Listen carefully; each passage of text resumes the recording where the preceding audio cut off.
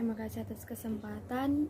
Nama saya Ruth Konstansi Karyanto dengan NIM 220611040403. Baiklah, pada saat ini saya akan menjelaskan materi tentang Cash Receipt Journal. Jurnal penerimaan kas atau Cash Receipt Journal adalah jurnal khusus yang digunakan untuk mencatat transaksi penerimaan uang dari sumber manapun.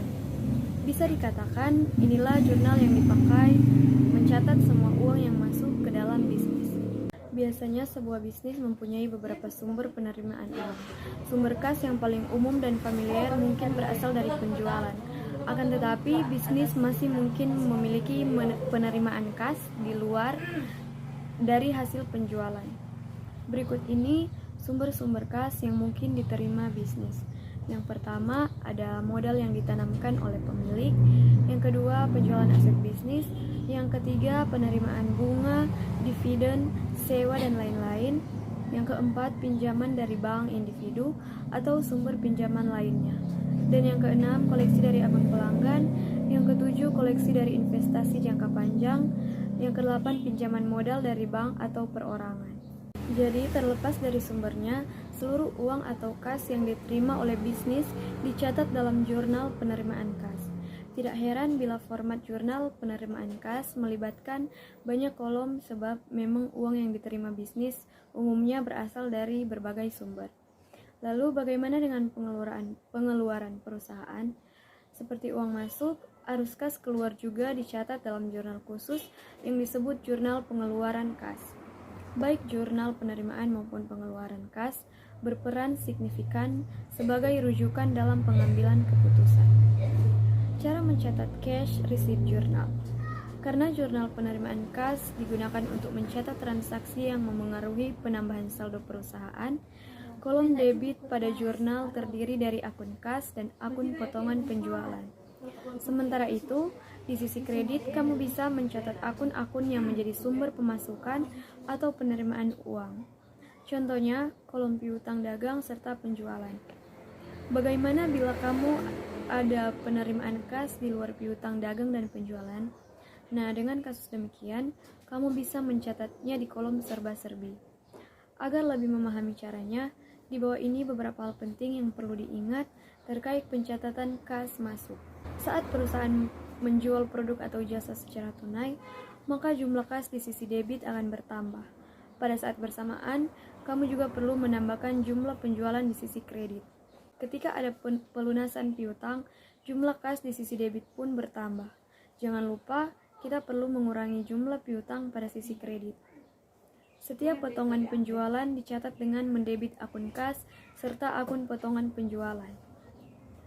Apabila bisnis milik kita bergerak di bidang penjualan barang, potensi pengembalian barang selalu ada, terlebih jika kita memang mempunyai kebijakan retur. Pengembalian barang atau retur tentunya akan menambah kas di sisi debit, tetapi mengurangi barang yang telah terjual. Jadi setelah mendebit akun kas, kita perlu mencatat retur di kolom serba-serbi pada sisi kredit.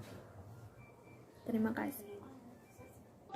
Halo semuanya, perkenalkan nama saya Novian Dani Janaan.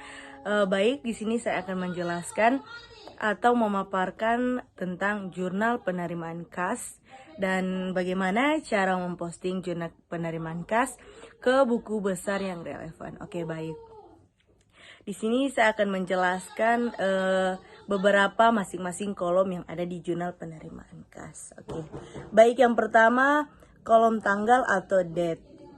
Disinilah tanggal bisnis menerima uang tunai yang dicatat. Dan yang kedua ada kolom yang dikreditkan atau account credited. Nama akun yang diterima uang tunai dimasukkan di sini. Terus ada kolom post reference atau biasa yang kita lihat di jurnal penerimaan kas itu PR.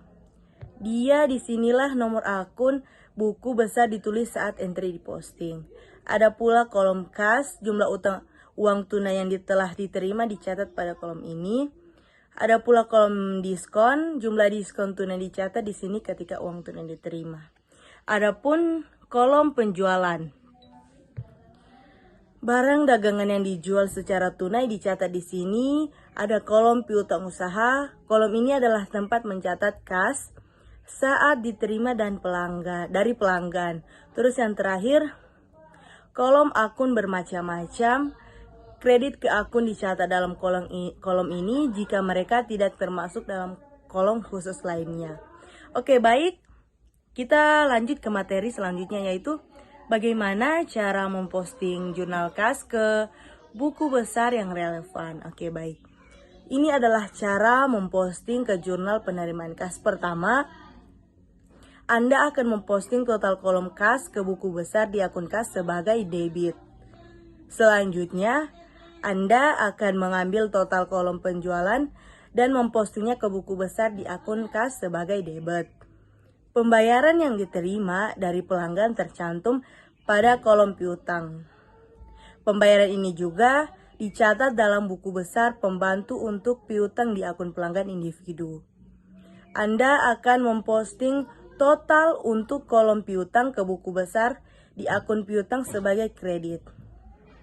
Setelah ini, setiap transaksi di kolom serba-serbi perlu diposting ke akun yang sesuai di buku besar sebagai kredit. Namun, Anda tidak perlu memposting total untuk akun galanya. Anda juga tidak akan mengajukan jumlah individu yang tercantum dalam kolom penjualan tunai dan penjualan dengan jurnal penerimaan kas. Anda akan memposting dalam 2 tahap yang seperti prosedur untuk banyak jurnal lainnya. Oke, sekian pemaparan materi dari saya. Terima kasih.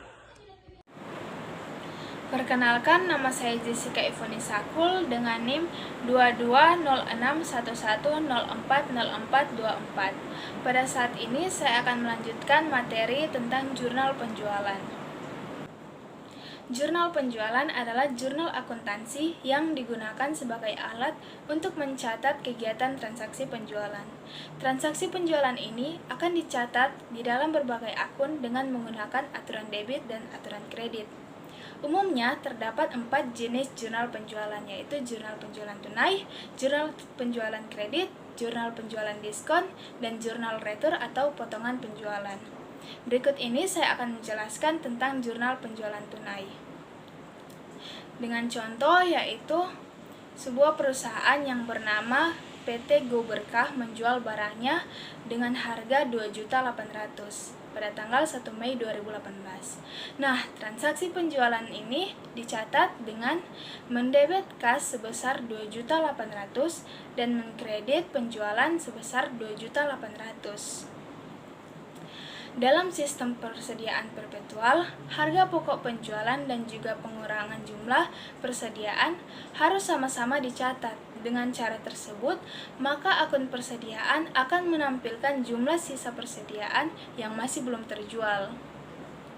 Sebagai gambaran, diketahui harga pokok penjualan di tanggal 5 Mei tahun 2018 adalah 1.200.000. Nah, ayat jurnal yang digunakan untuk mencatat harga pokok penjualan dan juga pengurangan dalam persediaannya dengan mendebit harga pokok penjualan sebesar 1.200.000 dan mengkredit persediaan sebesar 1.200.000. Namun, penjualan yang menggunakan kartu kredit akan diproses oleh suatu badan clearing yang nantinya akan menghubungi bank penerbit kartu kredit tersebut. Lalu, bank tersebut akan melakukan transfer uang tunai hasil penjualan secara elektronik ke rekening bank pihak penjual. Jadi, bila pelanggan melakukan pembayaran tunai ataupun dengan kartu kredit, maka penjualan akan dicatat seperti apa yang sudah kita contohkan tadi. Beban pemrosesan yang dikenakan oleh badan clearing atau pihak bank kartu kredit umumnya sekitar 2-3% dari nominal transaksi penjualan. Berikut ini adalah pencatatan beban kartu kredit secara periodik, yaitu dengan mendebit beban kartu kredit dan mengkredit kas sebagai transaksi tersebut. Sekian dari saya, terima kasih. Halo, perkenalkan nama saya Soliska Marcella Bas dengan NIM 220611040409. Pada kesempatan kali ini saya akan melanjutkan materi dari teman saya yaitu Jessica Sakul, dan saya akan membahas tentang jurnal penjualan secara kredit dan juga tentang jurnal diskon penjualan. Yang pertama, kita masuk dalam pengertian dari jurnal penjualan secara kredit. Jurnal penjualan secara kredit adalah suatu catatan jurnal yang dimanfaatkan untuk jenis transaksi penjualan secara kredit. Pihak perusahaan berhak menjual barang dagangannya secara kredit. Pihak penjual bisa mencatat pencatatan penjualan sebagai debit di dalam piutang dagangan dan kredit di dalam penjualan. Adapun konsekuensi dari penjualan yang dilakukan secara kredit ini, yaitu nantinya akan diterbitkan jurnal wesel tagih dan juga jurnal wesel bayar. Di sini ada contoh penjualan kredit menggunakan sistem perpetual. Berikut ini adalah ayat jurnal penjualan yang dilakukan secara kredit dengan nominal sebesar 510.000 dan harga pokok penjualan yang senilai sebesar 280.000 untuk perusahaan PT Go Berkah. Debit termasuk dalam piutang usaha sebesar 510.000 dan kredit termasuk dalam penjualan sebesar 510.000. Debit termasuk dalam harga pokok penjualan sebesar 280.000 dan juga kredit termasuk dalam persediaan sebesar 280.000. Itulah pembahasan tentang jurnal penjualan secara kredit, dan kita masuk pada pembahasan tentang jurnal diskon penjualan. Dalam jurnal diskon penjualan ada syarat untuk waktu pembayaran yang harus diberikan. Syaratnya yaitu pembayaran yang sebelumnya sudah disepakati oleh penjual dan pembeli dikenal dengan syarat kredit. Bila pembayaran dilakukan ketika pengiriman, maka syaratnya adalah tunai ataupun tunai bersih. Kebalikannya, pembeli yang diberikan izin untuk memperoleh kelonggaran waktu untuk membayar dikenal dengan periode kredit. Umumnya periode kredit ini bisa dimulai dari tanggal transaksi penjualan seperti yang ditunjukkan di dalam faktur. Contohnya seperti penawaran diskon sebesar 2%. Bila pembeli mampu membayar dalam kurun waktu 10 hari setelah tanggal faktur selesai, bila pihak pembeli tidak mengambil diskon yang ditawarkan, maka jumlah yang sudah tercantum di dalam faktur akan jatuh tempo dalam kurun waktu 30 hari.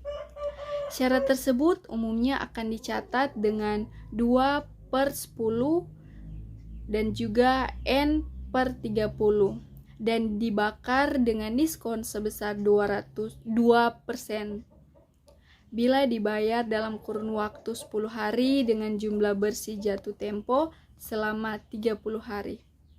Itulah pembahasan dari saya. Sekian dan terima kasih. Terima kasih atas kesempatan yang diberikan. Perkenalkan, nama saya Cecilia Anggreni Gadis Garing dengan NIM 220611040406.